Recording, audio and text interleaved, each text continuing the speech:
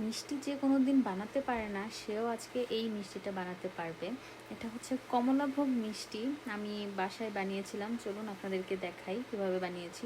প্রথমেই আমি 1.5 কাপের মতো চিনি নিয়ে নিলাম।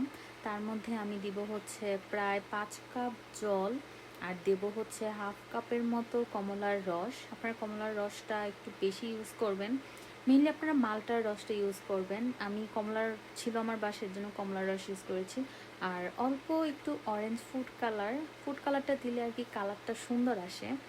তো শিরাটাকে জালে বসিয়ে দিয়ে আমি এখানে ছানাটা মুথে নিব। 1 কাপ ছানার সাথে 1 টেবিল চামচ ময়দা, 1.5 টেবিল চামচ সুজি, আর অল্প একটু বেকিং সোডা, হালকা একটু লবণ এবং 1 টেবিল চামচের মতো চিনি, আর অল্প একটু অরেঞ্জ ফুড কালার দিয়ে এটাকে আমি ভালোভাবে মুথে নিব।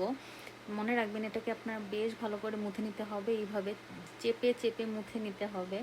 আমার যেহেতু জেল ফুড কালার ছিল এর জন্য প্রথম দিকে কালারটা এমন ছিল, তারপর অবশ্য মিক্স করার পর আস্তে আস্তে কালারটা পুরোটা ডোতে সুন্দরভাবে মিক্স হয়ে গিয়েছে। এইভাবে চেপে চেপে এটাকে আমি প্রায় 15 মিনিটের মতো মুথে নিয়েছি। যখন দেখবেন ডোটা এরকম স্মুথ হয়ে আসছে তখন আর সেটাকে মুথা যাবে না, কারণ আবার ঘি যদি ছেড়ে দেয় তাহলে সমস্যা। তারপরে যে আমি ছোট ছোট লেচি নিয়ে গোল হাতে চেপে সেটাকে আমি গোল গোল মিষ্টি শেপ দিয়ে নিচ্ছি। আপনারা চাইলে আপনাদের মন মতো শেপ দিয়ে নিতে পারেন। শিরাতে দেওয়ার পর মিষ্টিগুলো কিন্তু দ্বিগুণের বেশিও ফুলে যায়। আমি বুঝি নাই, আমি হচ্ছে বলগুলো একটু বড় বানিয়ে ফেলেছি। আমার বলগুলো আরও ছোট বানানো দরকার ছিল। তো আমি 13টা বল হয়েছে এই 1 কাপ ছানায়। যদিও আমার সবগুলো বল সমান হয়নি, আমি আরেকটু ছোট ছোট করা দরকার ছিল আমার। এইবার ফার্স্ট টাইম ছিল দেখে আমি বুঝি নাই। তো আমার সেটা যখন এরকম বলক চলে আসবে তখন আমার এই সবগুলো মিষ্টি একবারে সেটাতে দিয়ে দিবেন। আমি সবগুলো আস্তে আস্তে দিয়েছি, কারণ যদি আবার ভেঙে যায় একটু ভয়ে ছিলাম।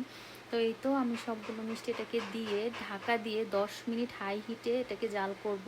আর মাঝে মাঝে এরকম একটু নাড়িয়ে দেবো যেন মিষ্টিগুলো লেগে না যায়। দেখুন 10 মিনিট পর মিষ্টিগুলো ফুলে কি অবস্থা হয়েছে। আমি বুঝি নাই, আমার আরেকটু ছোট করে বল করা দরকার ছিল। তারপর সেটাকে আবার ঢেকে লো আছে 50 মিনিট জাল করব, আর মাঝে মাঝে এরকম গরম পানি দিয়ে দিব যেন শিরাটা শুকিয়ে না যায়। আমি হচ্ছে 3বার গরম পানি দিয়েছি অল্প অল্প।